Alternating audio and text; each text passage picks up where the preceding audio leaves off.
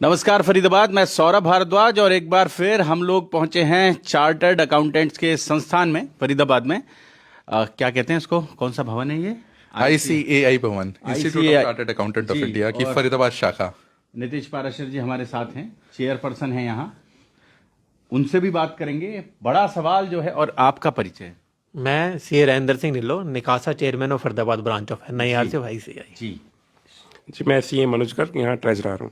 मनोज गर्ग जी और पूरी टीम है। और बात करेंगे जिस पर आज फिलहाल सबसे बड़ी चर्चा चल रही है।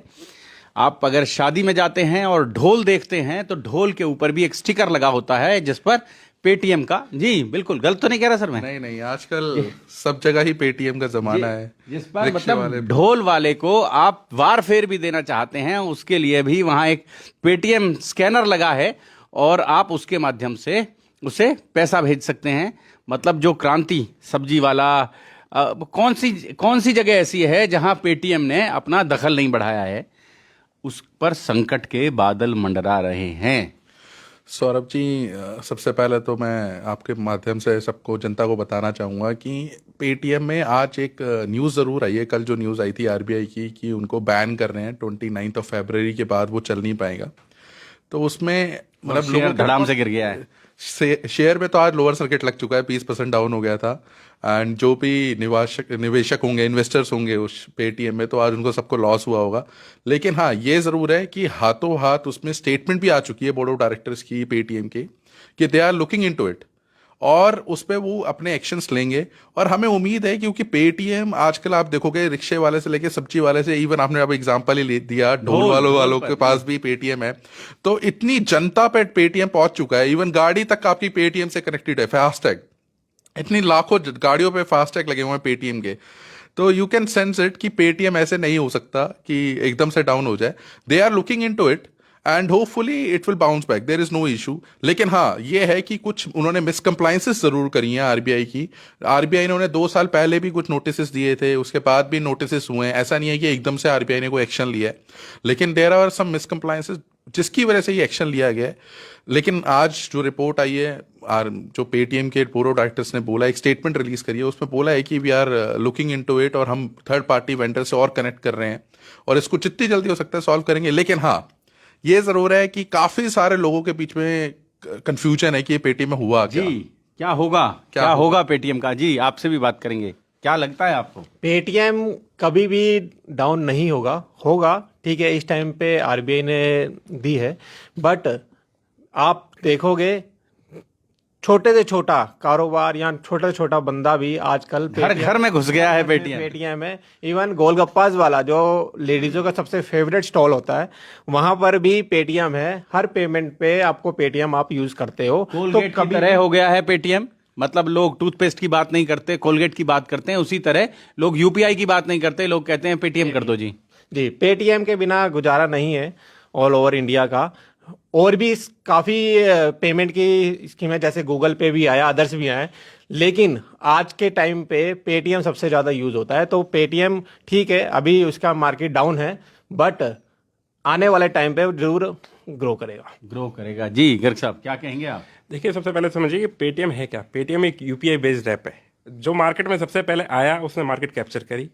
आपने अभी सबसे बड़ा एग्जांपल कोलगेट का बताया, तो टूथपेस्ट की जगह कोलगेट बोलते हैं। आज यदि डिटर्जेंट पाउडर की बात करें तो उसकी जगह सर्फ बोलते हैं हम। और भी ऐसी जो मार्केट में पहले आएगा वो पहले लीड करेगा। ये सिंपल सा फंडा। आज की डेट में जोमेटो, स्विगी चलता है, ठीक है। आज जोमेटो और भी बहुत ऐप आ चुके हैं, पर जोमेटो हाइक पे है। तो ऐसी UPI बेस्ड है। रही बात इसमें RBI की, RBI ने एक सर्कुलर जारी किया है। एक पेटीएम में क्या होता है कि पेटीएम में बेसिकली UPI तो आज भी चल रहा है, पर उसका एक पेटीएम पेमेंट बैंक है जो एक सेविंग अकाउंट पे उस पर इंटरेस्ट देता था, उसमें पैसे चले जाते थे। तो उसको उसमें कुछ मिसअंडरस्टैंडिंग है, कह लो कि उसमें कि प्रॉपर उसमें मतलब गाइडलाइन के थ्रू काम नहीं हुआ, जिसकी वजह से RBI ने फिलहाल होल्ड पे डाल दिया कि आप पेमेंट बैंक को एक्टिव नहीं रखेंगे, पेमेंट बैंक को। और इसकी वजह से जो शेयर है वो गिरा है, 20% और लोअर सर्किट लगा है। एंड होपफुली मेरे हिसाब से कल भी ये डाउन ही जाएगा, क्योंकि जब तक क्लैरिफिकेशंस नहीं आएंगी पेटीएम की तरफ से कि क्या क्या इश्यूज हैं, और तब तक इन्वेस्टर्स में भरोसा नहीं आएगा वापस। क्योंकि भरोसा जीतने के लिए देखो, उनको स्टेटमेंट्स या कुछ ना कुछ तो दिखाना पड़ेगा कि हम इस पर वर्कआउट कर रहे हैं। तो आज निर्मला जी ने बजट पेश किया है, अंतरिम बजट था। तो कैसा लगता है आपको, क्या? सर, अगर आप सबने देखा होगा बजट में जो ऑनरेबल फाइनेंस मिनिस्टर ने आज बोला, उन्होंने इंफ्रास्ट्रक्चर पे बहुत ध्यान दिया है। आने वाले आप दिनों में ये देखोगे कि डेवलपमेंट और तेजी से बढ़ेगी।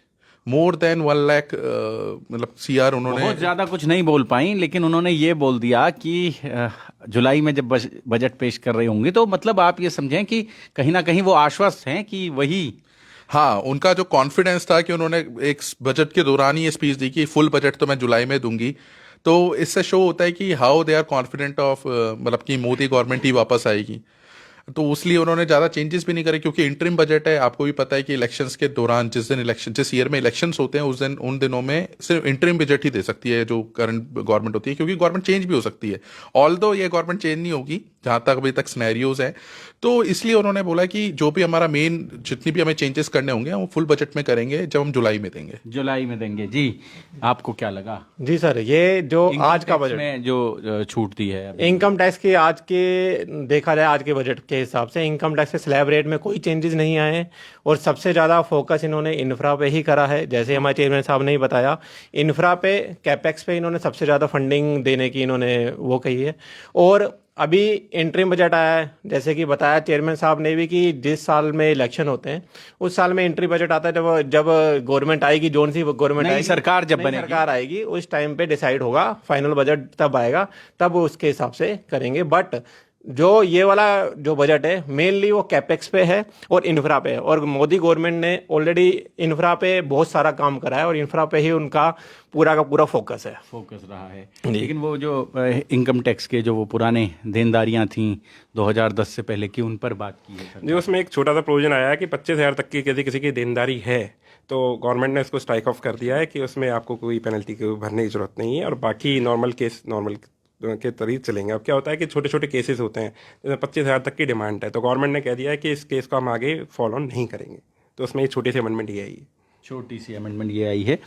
और फरीदाबाद जब भी अर्थ जगत से जुड़े कोई मसले होते हैं, कोई चर्चाएं होती हैं, तो हमारी कोशिश होती है वहीं पहुँचें जहाँ से तमाम लोग ऊर्जा प्राप्त करते हैं। तो इसीलिए हम ये ICI भवन जो है यहाँ पहुँचते हैं और बात करते हैं, लगातार जानने की कोशिश करते हैं कि कैसे अभी जो देश देख रहा है, चाहे वो पेटीएम का मसला हो या फिर ये जो अभी बजट का मसला हो, इस पर कैसे सोच रहे हैं। और जो अर्थ से जुड़े हुए जो लोग हैं, यही लोग सब हैं जो सलाहें देते हैं, अपनी कंपनियों को सलाहें देते हैं, अपने क्लाइंट्स को सलाहें देते हैं और उसी के आधार पर लोग अपना साल भर का जो व्यापार है, जो उनका लेन देन है, उसको जारी रखते हैं। जोड़ेंगे फरीदाबाद आपको शहर की ऐसी ही और महत्वपूर्ण खबरों के साथ। बहुत बहुत धन्यवाद।